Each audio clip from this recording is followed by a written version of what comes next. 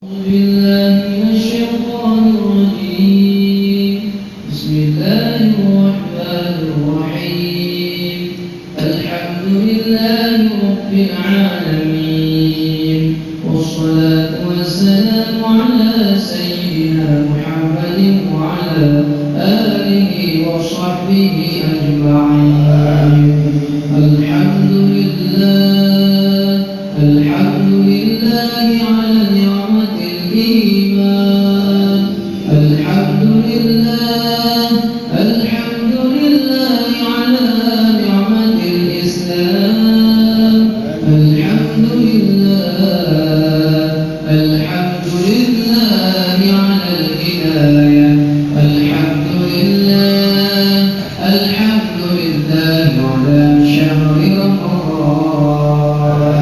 اللهم إنا نسألك رضاك والجنة، ونعوذ بك من سخطك والنار. اللهم إنك عفو كريم حليم تحب العفو فاعف عنا يا كريم.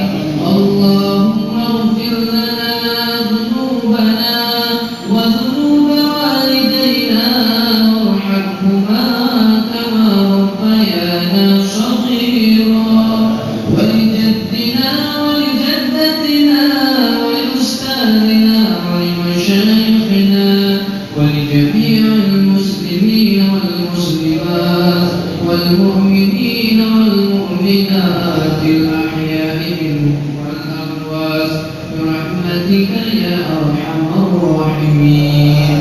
اللهم يا مقلب القلوب ثبت قلوبنا على دينك وعلى طاعتك برحمتك يا أرحم الراحمين.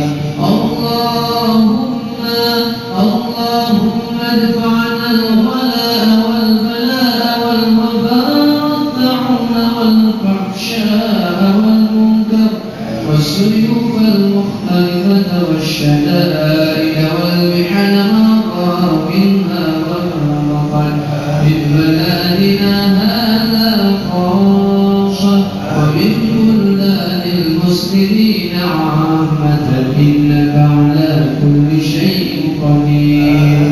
اللهم يا ربنا سلمنا من البلاء من الطاعون وغيره من كل مرض مشكلات. ربنا ظلمنا أنفسنا وإن لم تغفر لنا وترحمنا لنكونن من الخاسرين.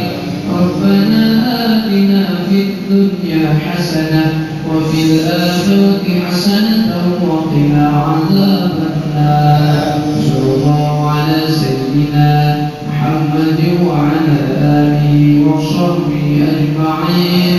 سبحان ربك